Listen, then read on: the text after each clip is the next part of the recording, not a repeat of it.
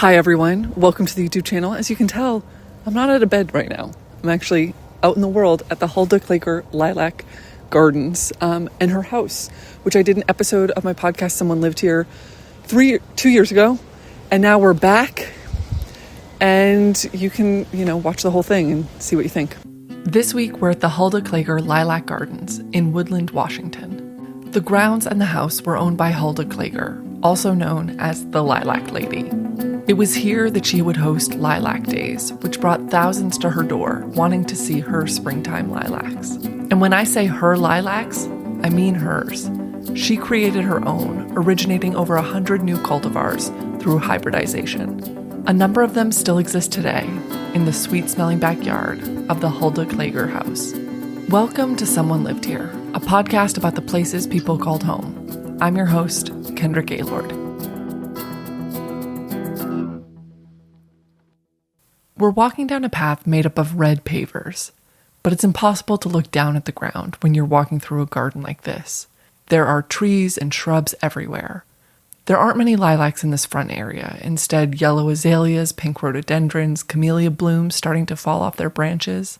And nestled within all these flowering plants, there's a white Victorian farmhouse with a front gable and a porch with lace-like brackets. The front door has a glass window with squares of colored glass around its edge. Hulda Klager was born May 10, 1863, in Germany. Her and her family moved to the United States when she was 2, and to Woodland when she was a young teen. Once she moved to Woodland, her birthday and lilac season would forever line up. This Victorian farmhouse was built in 1889 by Hulda's father. At that time, she was 26 years old, with 3 daughters and a son on the way, living with her husband, Frank Klager, in a house in town. He was a dairyman. It was after her parents' death when she would make the house her own, and the garden she built would reach celebrity status. You can't see many lilacs in front, but if you follow along the right side of the house on that same red path, you'll see plenty of them. The back porch is steps away from a large potting shed. To the right is a barn that's been turned into a museum. Right next to it, a windmill and a water tower. In between all these buildings are tall lilac bushes with long branches that intertwine and reach towards each other. Many with name tags in the ground, like this one called My Favorite. I can see why Hulda would name it that. In the lilac world, it would be called magenta, but to the untrained eye, it's just a beautiful purple. A lilac is made up of many little flowers, all clumped closely together at the end of a branch in a cone-like shape. The closer you get to the lilac, the more you notice the scent. A smell so sweet, it's almost thick. While most lilacs you've seen are single layers of petals, My Favorite is a double, giving it a frilly appearance. To understand how this lilac came to be, we should go inside to where it all started. The back porch leads to a back door, which leads to the kitchen, where we're going to talk to Judy Card. She is running the tour today and has been researching and compiling this family's history for years. The glass is all original. Judy is talking about the windows, because when you first enter this room, your main focus is just how bright it is. But if you can see, looking at this one, that the glass is liquid. Yes. So you can see there that is running, and I believe over the sink, it's running a bit. That wavy glass is classic of older homes with their original windows. But right next to that window is a built-in cabinet I've never seen before. We have what I call a pie safe here on the end. Maybe you're not familiar with that. Let's see if I can get it in here. So the shelving is slatted for circulation. It's open to the outside, and they would have had a tin base here for putting blocked ice to keep it cool. From the outside, it looks just like a cabinet, and the way it functions is sort of in between a pie safe and an ice box. They're sometimes referred to as California coolers or cooler cabinets, and they were common in the western United States. It was ideal for keeping baked goods and leftovers cool. One of the baked goods that probably found a home in this cabinet were apple cakes and pies, with a very special ingredient that was inspired by this book. New Creations in Plant Life by the author is Harwood, but it was about the work and methods of Luther Burbank. Luther Burbank was a horticulturist and an early innovator in the modern American agricultural science movement. You might not know him, but you've certainly tasted his work. He developed the russet potato at 24, followed by a long career creating hundreds of new varieties of fruits, flowers, vegetables, grains, and grasses. This book captured Hulda's interest, and she began her own experimentation. Her own first tests began with an apple tree, crossing the mild Wolf River apple with a sour, juicy, wild Bismarck. She was successful at producing larger fruit that took less time to pare. Apples were just the beginning, instead shifting her focus to lilacs. At 42, she started her journey hybridizing lilacs, and in 5 years she had created 14 new cultivars. That was just the start. Over her lifetime, she created 100 cultivars. In one season, she might be observing 300 seedlings, and the place that observation happened is just a room away. From the kitchen, you walk through a big living room that was once split into 2 rooms. As Hulda got older and the stairs became more difficult, she would turn one of them into her bedroom, making her even closer to the little conservatory tucked onto the left side of the house. It's a step down to the small conservatory, which isn't much bigger than a twin-size bed. It looks like a closed-off part of the porch, with floor-to-ceiling windows on the south side of the house. Across all of these windows are rows and rows of shelves. Right now, they're mostly spider plants and Christmas cactuses, but for Hulda, these would have been filled with her lilac starts. Mary Ripp, the executive director of the Hulda Klager Lilac Gardens, is going to show us some of the things in this room. And then over here is the grafting knife that was used by Hulda. She used that in her cultivation of lilacs and also for her apples in the early days before she moved on to lilacs. I haven't seen a knife like this before. It's framed on the wall in a red shadow box with a black handle, and opposite the blade is a bark lifter that looks to be made of bone. It's paired with a small typewritten sign, Mrs. Klager's budding knife. And then her hat up there, there's her garden hat, and her hoe, which you'll see her holding the hoe in some of the pictures and stuff. And in the potting shed outside, she also has a number of her gardening tools that we have on display out there. This is kind of interesting here. This, I think, would have been one of her drying racks. And she could have been holding many different things on that, but probably herbs and seeds and things like that she would have used to hold that. That drying rack is kind of hard to explain, but I'll give it a shot. It's mounted to the wall with many dowels that hang down. But if you want to use it, you lift the dowel to horizontal and press it in, which locks it in place. It couldn't hold much weight, but I'm sure many a seedling dried out here. There are a few other things in this room. A postage stamp quilt made by Hulda using tiny little squares of fabric, and then a chair with magazines profiling Hulda and her garden. After 20 years working on her lilacs, her work was being memorialized in print, like Better Home and Gardens in 1928 with the title, "It's Always Lilac Time in This Garden." It was in this article where she described the endurance required. At first, I hadn't learned the lesson of patience, and I would be disappointed when the blossoms weren't what I expected. But now, if I got 1 out of 400 worth saving, I rejoice. Hulda initially started with 3 French lilacs of different colors. She went on to describe her process and how it evolved. I tried dozens of different combinations that first year, just everything that came into mind. And I worked very carefully too, using a small paintbrush to put the pollen on the stigma after I had carefully examined the pistil through a magnifying glass to see that it was receptive and that it had not already been fertilized. Then I covered the pollinated blossom with a paper bag to protect it from insects. Now I can tell at a glance the condition of a pistil. I've discarded the paintbrush. For now, I rub the blossom with the pollen I want to use right onto the pistil. Paper bags aren't essential either. I found that out too. At the end of the article, the writer describes Lilac Day, when Hulda opened her garden to the community.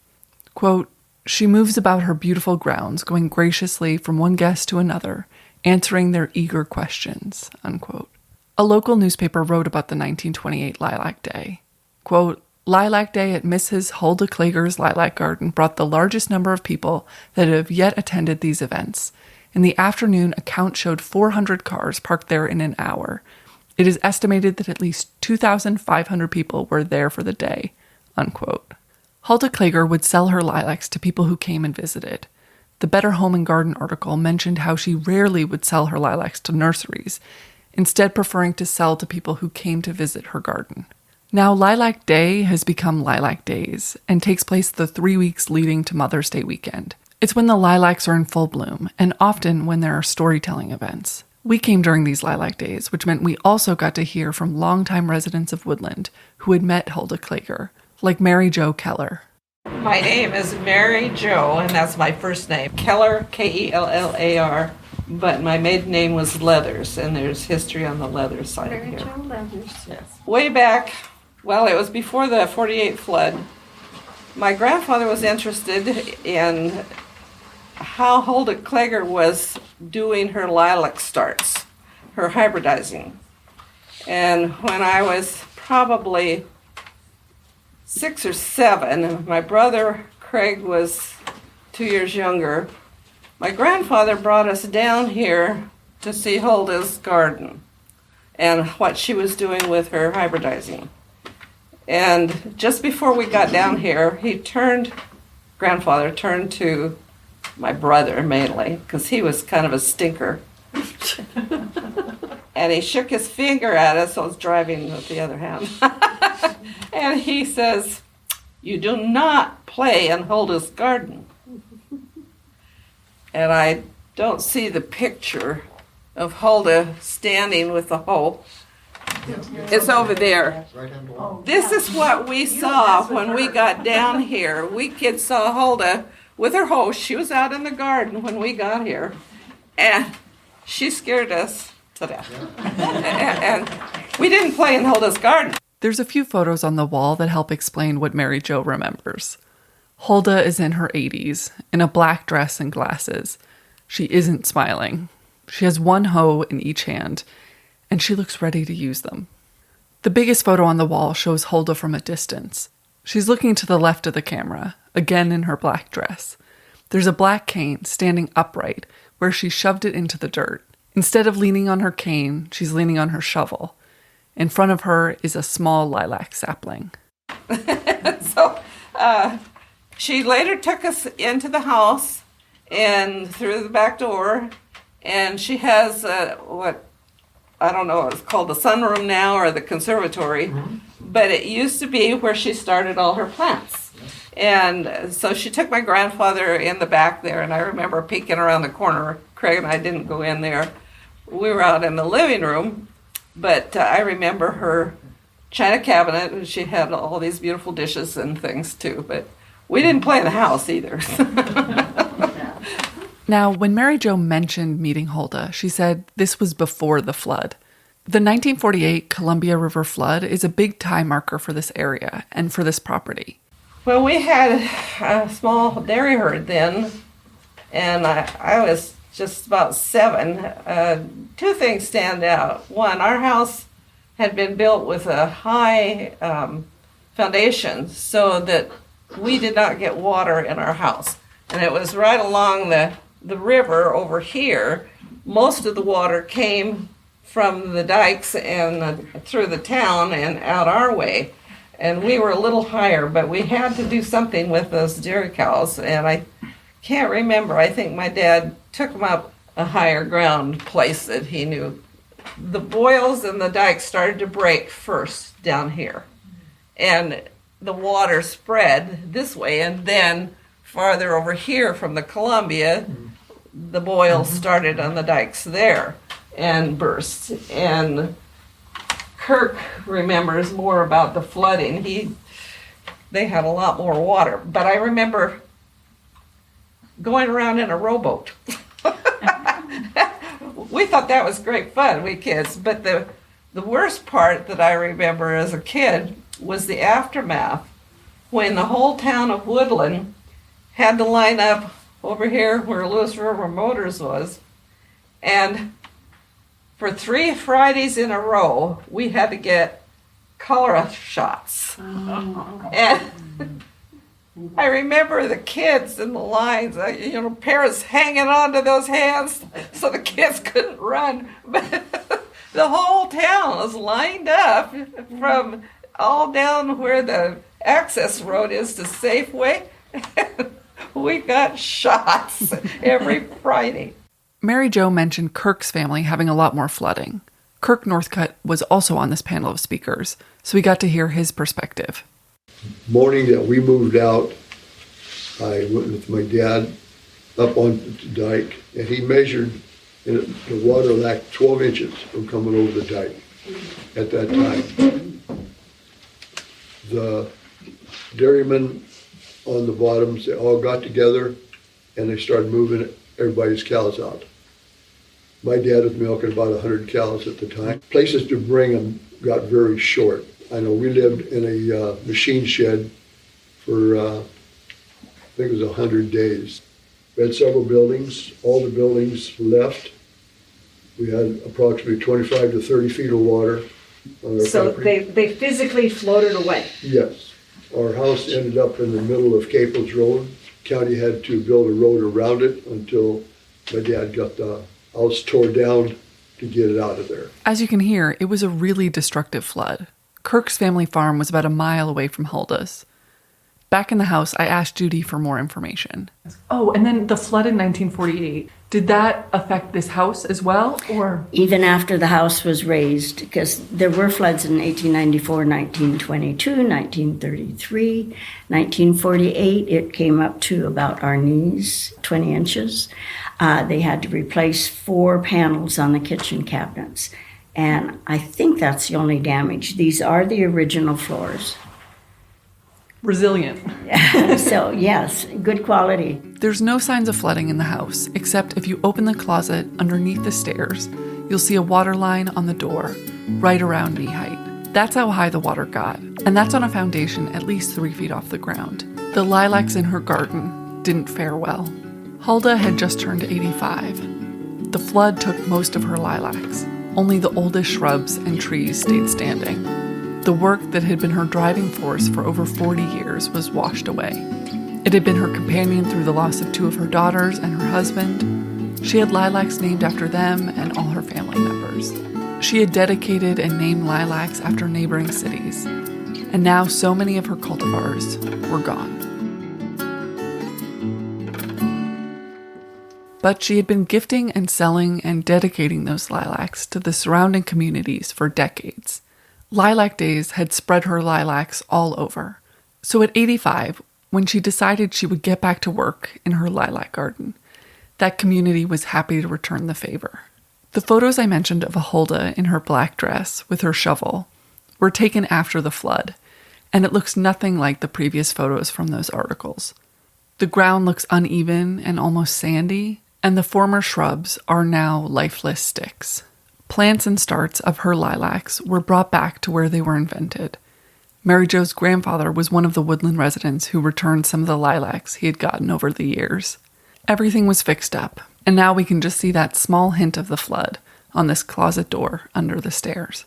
As we continue to walk towards the front of the house, there's a parlor off the entryway. For Lilac Days, they have a volunteer pianist who would be playing songs on the family's upright piano, if this recording didn't require silence. Is it nice to play this piano, or is it a little finicky? Well, you consider it's over 100 years old, and so, material things are going to deteriorate. But it's nice for what it is. It really is. So it's been fun to play on it, and it just fits with the room, and wonderful. The room has lots of Victorian furniture, small chairs, sofas, places for people to sit. It has a door that goes directly outside, which is sometimes referred to as a coffin door. Since most funerals took place in the home, the separate door is believed to make it easier to avoid awkward angles with the coffin. The stairs are across from the parlor. As you walk up them, there are photos of Hulda and her family hung on the walls. Upstairs, there are 3 main rooms. The biggest one is set up as Hulda's bedroom, with her original bed and dresser set all painted white. The room feels really bright and airy, with lace curtains and a blue and white quilt she made at the foot of the bed. On the wall in here is a beautiful wallpaper, with a white background and bluish roses trailing down in rows. This wouldn't have been original wallpaper, but was brought in when the home and gardens were taken over by the Hulda Klager Lilac Society in 1976. Mary Jo had the best description of the people who made up this group. They were all type A personalities. They were determined to save it, though, and they were very historically minded. And we were all friends, and my grandparents were all friends with these in that generation too. But they were a force, and they were determined to save this piece. And I can't describe it any other way. One of the ladies had some land that I'm pretty sure that they did some swapping with the family so that they could keep this place, and the family that swapped got the other piece. Hulda had died a decade after the flood at 96. She saw her lilac garden come back together. The home was lived in by members of the family after her death and seemed destined for development until those trades were put in place by members of this group. Her lilacs were saved, and the garden began a new transformation. Kirk Northcutt is sitting next to his wife, Fran Northcutt, the former president of the group. He describes how it was set up in earlier days. We'd plant young lilacs out, and people would come in and walk up down the rows and see what lilac they want.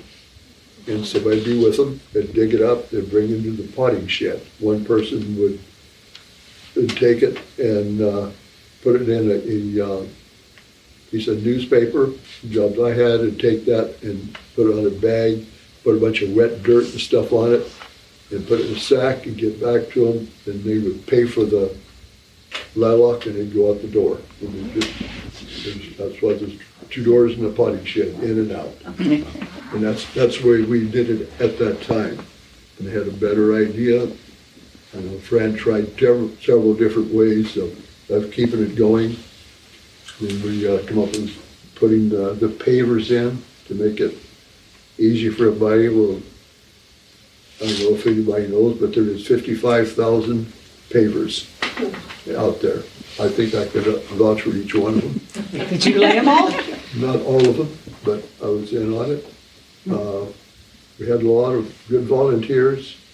I think it's time we follow those red pavers into the back of the property that is just brimming with lilacs.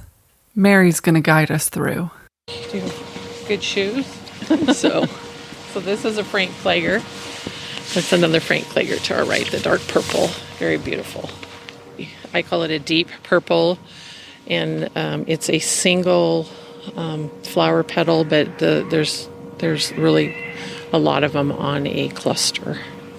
It blooms about middle of the season, and it's a favorite of many of our guests. And that one that's kind of weeping into the area, that's a Frank too, yes. This kind of whole grove is a Frank, and it's going to continue on over to here. Oh, and are these the ones for the cities? Yeah. So here's City of Gresham. Pink Elizabeth was named after her daughter. This is actually classified as a pink, although to me it looks kind of like a pink lavender. It's a single, and it's a middle blooming lilac. Yeah, this is the kind of lilac that you're going to think about. When you think of a lilac, you're going to think of the Pink Elizabeth. I also think whenever I see a lilac for the rest of my life, I'm going to think of Hulda and this place. Mary Jo put into words what makes this place so special. I think the history and the progression of people building on that history and keeping Hulda's legacy up front. These pictures are Hulda's family, Hulda herself. She was a strong woman. She came back after a lot of problems and disasters in her family and her personal life. People helped her because they believed in what she had been doing. I look at my grandfather, and he got all this information with the plantings and the propagation techniques, and it's just a legacy that continues to go on. Coming here, it's easy to see Hulda's legacy. She was so resolute in her interest. She shared her lilacs and her knowledge to those who cared, and in turn, she found a community so proud to call her theirs, ready to return what she had given them for the chance to be part of the special place she created. She became known as the Lilac Lady because she showed her passion so intently and unabashedly. Hulda Klager outlived all her children. She's now buried with her family in the memorial cemetery under a lilac tree.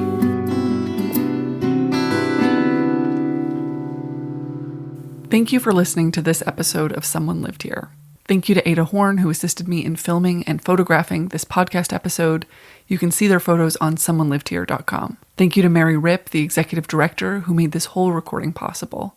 Thank you to Judy Card, Debbie Elliott, Barbara Harlan, along with Mary Ripp for guiding us through the home and property. The historic talk was put on by the Hulda Klager Lilac Garden, the Woodland Historical Museum, and the Laloska Foundation. It was moderated by Aaron Thoney and recorded by Keith Belisle. Thank you to Mary Jo Keller, Fran and Kirk Northcutt, and John Drury for their stories. And a final thank you to Tim Cahill, who created this show's music.